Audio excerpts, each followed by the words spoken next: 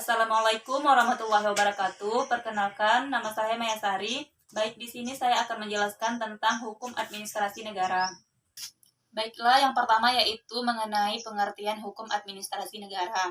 Jadi, pengertian hukum administrasi negara itu adalah hukum mengenai pemerintah atau eksekutif di dalam kedudukannya, wewenangnya, fungsinya, tugasnya sebagai administrator negara. Selanjutnya yang kedua yaitu tentang ruang lingkup hukum administrasi negara. Jadi menurut Prajudi Atmosudirjo, ruang lingkup administrasi negara itu ada 6. Yang pertama yaitu hukum tentang dasar-dasar dan prinsip-prinsip dari administrasi negara. Yang kedua yaitu hukum tentang organisasi dari administrasi negara. Kemudian hukum tentang aktivitas-aktivitas dari administrasi negara. Kemudian hukum tentang sarana-sarana administrasi negara, hukum tentang pemerintahan daerah dan wilayah, dan yang terakhir yaitu hukum peradilan administrasi negara. Baik, selanjutnya yaitu tentang kedudukan hukum administrasi negara. Jadi sebelum abad ke-19, hukum administrasi negara dibagi ke dalam hukum publik dan hukum privat. Termasuk ke dalam hukum publik adalah hukum tata negara dalam arti luas yang terdiri dari 2 bagian, yaitu hukum tata negara dalam arti sempit disebut hukum tata negara dan hukum tata negara. Yang selanjutnya yaitu fungsi ilmu hukum administrasi negara. Jadi fungsi ilmu hukum administrasi negara itu ada 2. Yang pertama yaitu menciptakan pemerintah yang baik, yaitu menciptakan pemerintah yang bersih, adil, dan berwibawa. Kemudian fungsi ilmu hukum administrasi yang kedua yaitu menciptakan aparat pemerintah yang baik, yaitu menciptakan aparat pemerintah yang baik dari segi moral, akhlak maupun perilakunya. Kemudian selanjutnya yaitu fungsi hukum administrasi negara. Di sini fungsi hukum administrasi negara itu ada 3. Yang pertama yaitu menjamin kepastian hukum, kedua menjamin keadilan hukum, dan yang terakhir yaitu hukum administrasi negara berfungsi ganda. Kemudian selanjutnya yaitu tentang asas-asas hukum administrasi negara.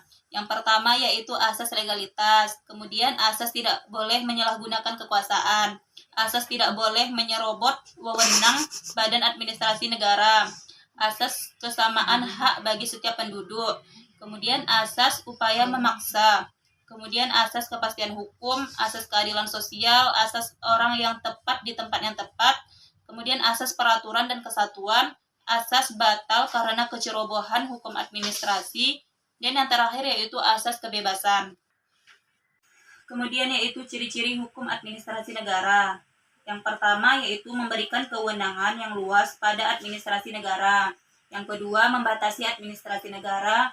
Yang ketiga memberikan perlindungan kepada rakyat. Dan yang terakhir yaitu membebani rakyat dengan berbagai kewajiban.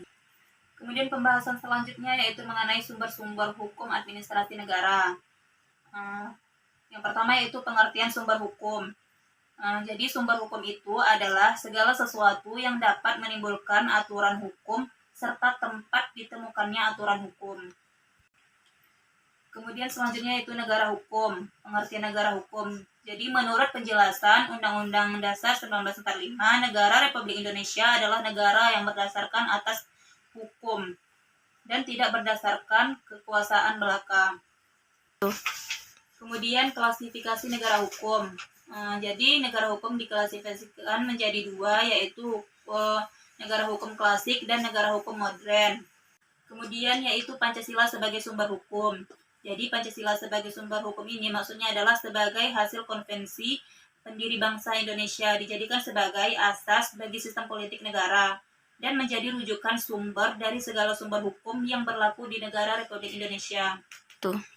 Kemudian selanjutnya yaitu asas legalitas. Asas legalitas adalah setiap tindakan atau perbuatan penguasa harus berdasarkan hukum yang berlaku. Kemudian pembahasan selanjutnya yaitu tentang kebebasan bertindak hukum administrasi negara. Jadi dalam teori Han dikenal 3 jenis kemerdekaan bertindak, yaitu teori Fraser-Mason, yang kedua delegasi perundang-undangan, dan yang terakhir droit function. Kemudian selanjutnya yaitu sumber hukum material.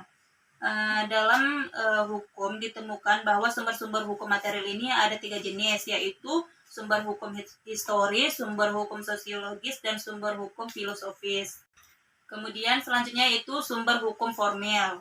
Jadi sumber hukum formil ini ada 4. Yang pertama yaitu peraturan perundang-undangan, yang kedua praktik administrasi negara atau hukum tidak tertulis, dan yang ketiga hukum jurisprudensi, dan yang terakhir yaitu doktrin.